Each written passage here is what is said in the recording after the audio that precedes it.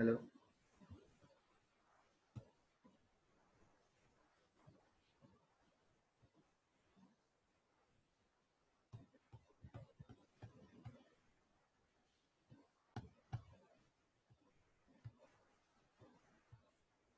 Should I start now?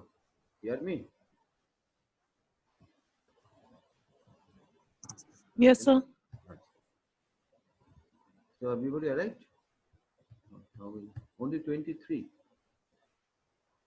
So let us wait for 5 minutes more.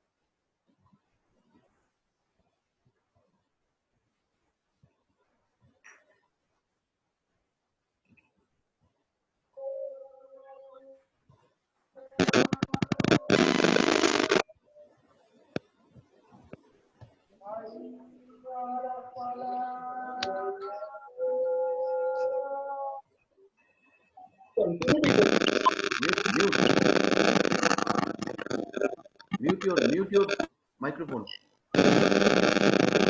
All of you mute your microphone.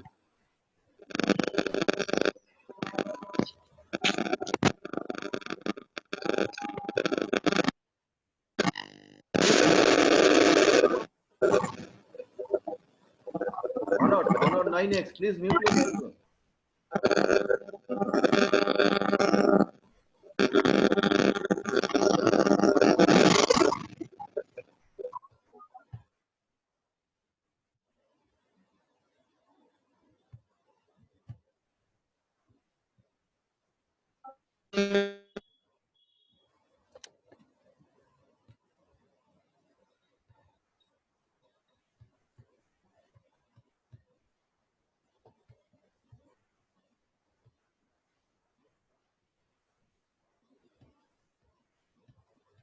Please mute your microphone.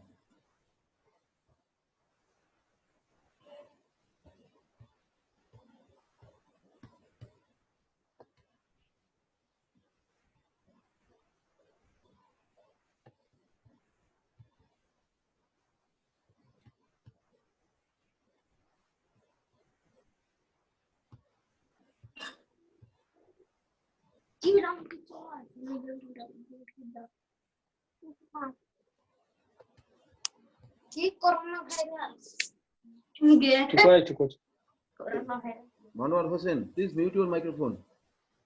Surya Santa Nandi, please mute your microphone. All of you mute your microphone.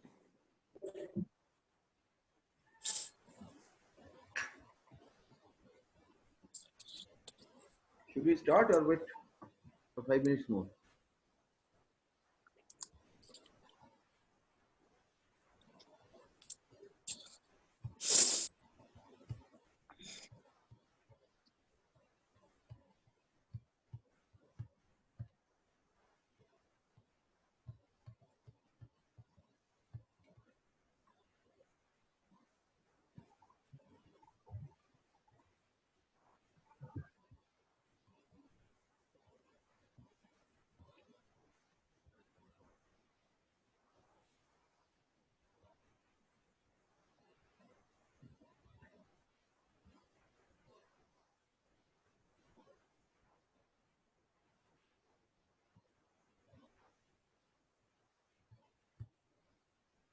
So it is already 6. So let us start. Okay. Can you hear me? Yes, sir. Yes, sir. Yes, sir. Okay. Okay. Please mute your microphone and let me start. Okay, sir.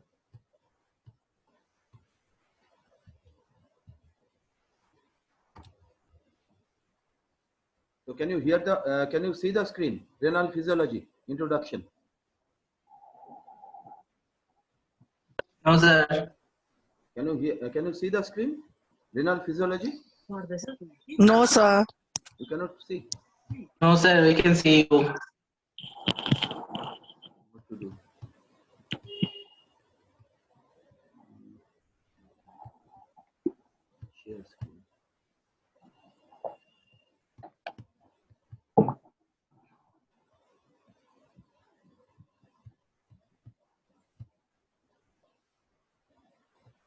Can you see now? Yes, sir. Yes, sir. Yes, sir. Yes, sir. So renal physiology introduction. You can see now. Yes, sir. Okay. So let us start. Let us start. Actually, I am supposed to start this topic in last week, but everything was stopped. So this is a kind of a trial run. We have started today. In the morning, a batch of students are being taught, and the same class I am repeating now because there was a limit of participation to 100. Please ask everybody to mute their microphone. Otherwise, there will be lot of noise. So everybody should mute their microphone. So renal physiology. So in today, in around 40 minutes time, I will try to introduce certain basic consideration of renal physiology. And I set my SLO like this. I set my specific learning objective like this, that at the end of this session, every student will be able to describe the morphology of a typical nephron, its blood supply and function. So I set a very small goal, very minimum specific learning objective, that at the end of this session of 40 minutes, each of you will be capable of describing the morphology of a typical nephron, its blood flow, blood supply pattern, and its function. So setting this goal, I am entering into my topic. But before starting the renal physiology proper, I would like to say something, present something on body fluid, because body fluid, one of the most important aspect which will be regulated by kidney. Kidney does lot of function, but among them, body fluid is one of the important function. So, and this has been taught to you in the general physiology. So I thought that it would be nice to have a little bit recapitulation about body fluid and which portion of the body fluid is mainly regulated by kidney, that also we can emphasize and stress. So I will have a brief introduction on body fluid. So what is body fluid? So see this diagram. See this diagram. It is a schematic diagram, virtual diagram. You all know about the various compartmentalization of body fluid, on which I shall tell something more also. So this is a representation of our system, bounded by this violet line. This is representation of our system, and these are the cells of our body, cells, conglomeration of cells, and inside the cell there is intracellular fluid, and outside the cell there is the extracellular fluid, and extracellular fluid is also known as milieu interior. Now the homeostasis means maintenance of the constancy of this milieu interior, and it is achieved by the different system of physiology, like gastrointestinal system. It is a long tube, through and through open from one side of the body to other side of the body. It is maintaining the nutritional homeostasis. The respiratory system, it is maintaining the gaseous homeostasis. The endocrine excretory system, it is maintaining the nitrogenous homeostasis. And this is the cardiovascular system. Heart is generating the pressure, and this is a vascular system, a long tubular system, which is reaching each and every cell of our body, and thereby supplying nutrition, supplying oxygen, and do all sorts of things. So this is in brief the representation of our body system, in which I would like you to precisely see that there are two kinds of fluid. One kind of fluid is inside the cell, known as ICF, or intracellular fluid, and other kind of fluid is the extracellular fluid, or milieu interior. Now, truly speaking, we the physiologists are mainly dealing with, in the main, we are dealing with the constancy of milieu interior. we are mainly dealing with the nature of variation, nature of alteration, nature of regulation of different parameters of menintherium. That is precisely what physiology is. Now, if we go in a deeper way to our body fluid, if we think about the body fluid, our total body water, TBW, is 60% of our body weight. 60% of our body weight is our water. So, in a 70 kg person, adult person, there should be around 40 or 42 liters of water. So, that is the total body water content, I must say.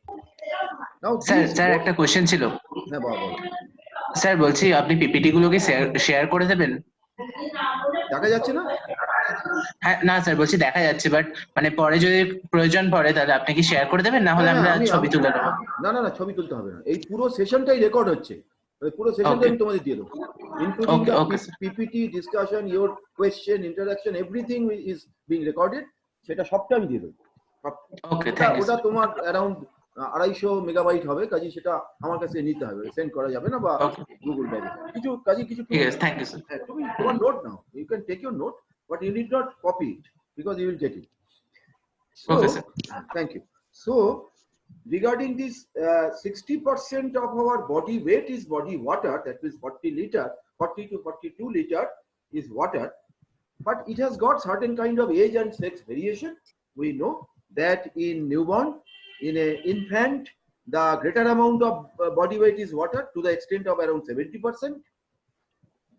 In an adult, as I have told you, it is around 60%, and in an elderly person, it is much less, it is around 50%. Again, there is a sex variation also. In female, because they contain more fat,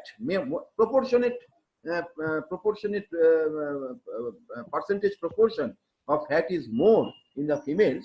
So body water content also relatively less in females. But body water content is more in children, and in an average adult male individual, it is around 60%. Now, if we see if we think in other way, now this body fluid is remaining in two different pools. We can say there are two different pools.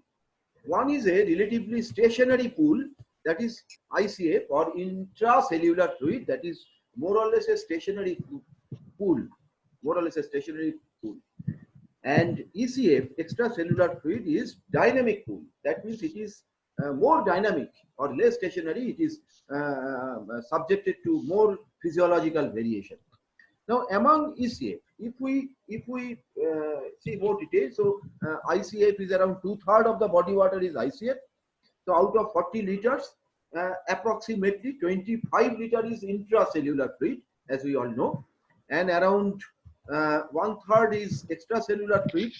So in a 40 liter of total body water, around 15 liter is extracellular fluid. Now this extracellular fluid, on which we the physiologists are of having greater concern, is also divided into several sub-compartments. What are they? So major sub-compartment is plasma. Plasma, out of 15 liter of extracellular fluid, plasma volume is around 3 liter. Out of 15 liter, it is around 3 liter. But this 3 liter, although it is a minor compartment, but this 3 liter is an extremely dynamic compartment, because plasma is a component of blood, and blood is moving here and there and everywhere throughout the vessel. So accordingly, plasma, although a minor subcompartment of extracellular fluid, but it is a very important compartment because it is a highly dynamic compartment. Now, another compartment, as a major compartment, is the tissue fluid. We call it tissue fluid or interstitial fluid, or ISF, interstitial fluid, which is composed of around 11 liter out of this 15 liter, which is a major component of extracellular fluid, and it is remaining within the as a major component of extracellular fluid, is commonly called a tissue fluid. And rest part, another part, is a small minor part, is also known as transcellular fluid or third space fluid. Third space fluid or transcellular fluid. So third space fluid or transcellular fluid That means it is the cavitary fluid. Cavitary fluid means the fluid which is present inside the cavity, like peritoneal cavity, like pleural cavity, like pericardial cavity, ocular fluid, cerebrospinal fluid, gastrointestinal secretions, etc., which remains inside the cavity, that is amounting to around 1 liter. So these are the three major component compartments, sub-compartment of extracellular fluid. And accordingly, the body fluid, the simplest calculation is about the body fluid is 60-40-20 rule. 60-40-20 rule. That means the total body water, 60% of body weight is total body water. Intracellular fluid is 40% of body weight, and extracellular fluid is around 20% of the body weight. So this is the 60-40-20 rule. When you attend the in future, when you attend the intensive care unit and you have to manage the patients of fluid and electrolyte imbalance, there you need to time and again you have to maintain all these proportions in order to keep the patient in physiological state. So this is the body fluid compartment of which I was talking about. So it is a compartmentalization of body fluid. Now the major, just if we repeat or recapitulate, the total body water is around 40 to 42 liter, among which extracellular fluid is around say 14 to 15 liter, and intracellular fluid is around 25 to 28 liter. This figure varies from book to book. Little bit variable from book to book. And this extracellular fluid is again divided into three compartments. Here it is shown only two compartments. Interstitial fluid is around 10.5 to 11 liter, and plasma is around 3 to 3.5 liter. So in that way, the subcompartmentalization of extracellular fluid is being done. So with this background, with this backdrop, with this backdrop, let us try to develop the balance sheet of water balance sheet. So in order to develop, as we see in an audited account, there is a balance sheet. In one side there is income, in other side is expenditure. Similarly, let us draw a balance sheet. So what are the major input of water? The major input of water in terms of average volume per day would be water component of the food. Every food contains some amount of water, which is amounting to around 800 to 1000 ml per day. Water is generated as a result of oxidation of food, so that also amounting to around 300 to 400 ml.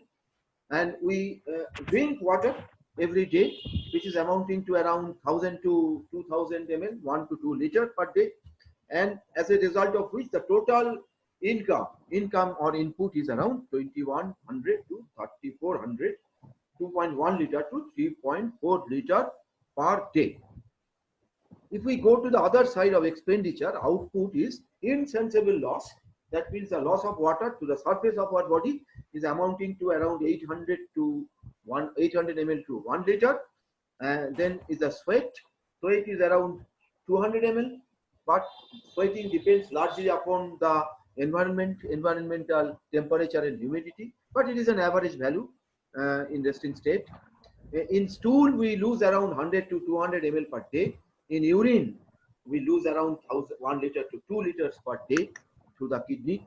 So again, the balance sheet is more or less input output is balanced. So this is the balance sheet of water in which the urine plays a major role. Now, why I am concerned about urine? Because this urinary volume, not only the amount and quantitative amount of urine, but also the qualitative concentration of the urine, composition of the urine, is a major way of physiological regulation. When we talk about the fluid and electrolyte balance of our body, which is a very important thing, fluid and electrolyte balance, our body, our physiological system can regulate is by regulating the quality and quantity of urine with the help of kidney. So kidney has got a very major function. It regulates the quantity and quality. Quantity means the quantity per day, amount of urination. And quality means its composition, differential composition. So quality and quantity of urine regulation is one of the major way executed mainly by kidney, which is helping us to maintain the fluid and electrolyte balance, or to maintain the balance sheet of water, which is so vital for our body. And that's why understanding of kidney is very important. So before starting my class, I spent around 10 minutes time to impress upon you that why you should learn kidney in a reasonable detail. So now let us enter into the kidney. So first of all, I will take up some amount of anatomy, little bit of anatomy. So this much anatomy you all know, that we have got a pair of kidney, right kidney and left kidney. Left kidney is a bit superiorly placed. These are the ureter, this is bladder, urethra, and ultimately the urinary tract through which urine will be excreted. So kidney, ureter, bladder, this is a simple diagram which you already know even in the school level. Now, if you just enlarge this kidney and obtain a longitudinal section, so we enlarge the kidney, magnify the diagram, and we obtain a longitudinal section of the kidney that will show you the detail of, or macroscopic detail. So these are the features which is available by the naked eye, which you can see by the naked eye when the kidney will be taught, or if it has already started in your anatomy classes, you must have seen it, that in the kidney, in the longitudinal section of kidney, there is a clear-cut outside cortex. Clear-cut outside cortex. So there's a rim of kidney tissue, and inside there is medulla, and this medulla is divided into several renal pyramids, which are pyramid looking, having a base and an apex. And this pyramid, each of the apex of this pyramid is opening in a calyx, which is known as minor calyx, and there is a yellowish structure, and several such minor calyx is united to form a major calyx, which will lead to formation of the pelvis of the ureter, and which is continued as ureter.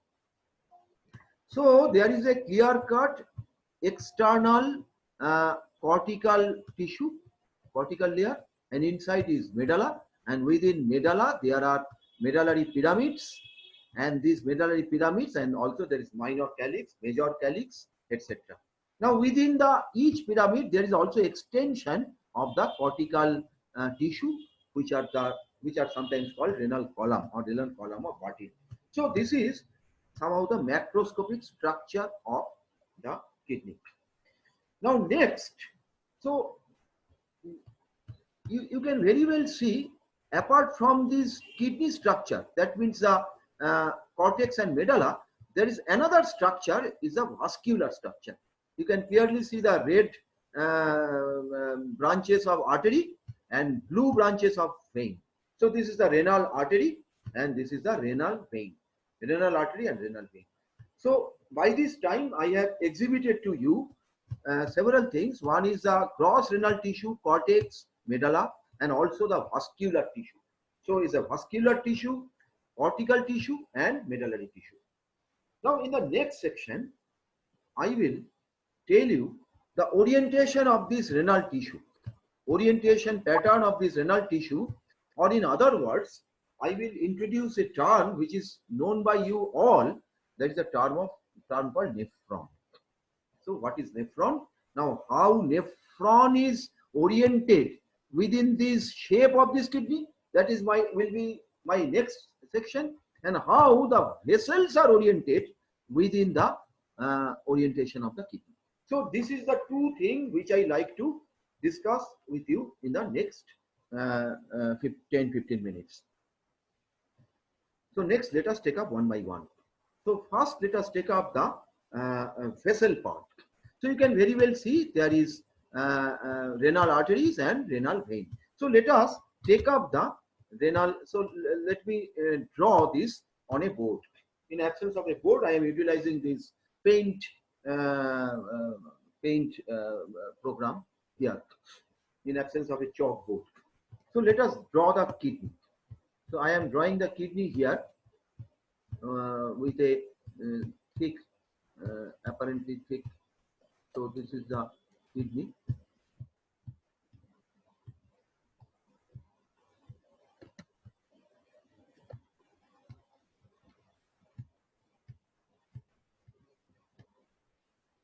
So please excuse me about my drawing. So this is the kidney, apparently looking. This is the upper pole. Sorry, this is the upper pole. This is the upper pole. This is the lower pole. This is the ureter. Now, if we see the kidney, so there will be clean cut. There will be clean cut division of cortex and medulla. So this outer strip of cortex and inner portion of medulla. Again, this medulla is further divided. Medulla is further divided into an outer medulla. So this can be written as a cortex.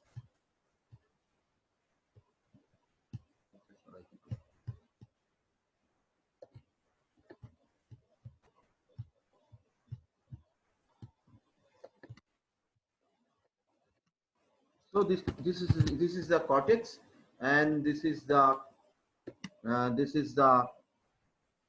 outer medulla, and this is the inner medulla. So these are the three portion of kidney, longitudinal section of kidney, which is very clearly visible if you yourself handle the kidney, take a longitudinal section in the anatomy dissection, and you can easily see there are three different color, three different shade as such: the cortex, outer medulla, and inner medulla. So obviously there are two kidney. Obviously there are two kidney. Obviously there are two kidney. If we draw such two kidneys, if we draw such, just I can simply copy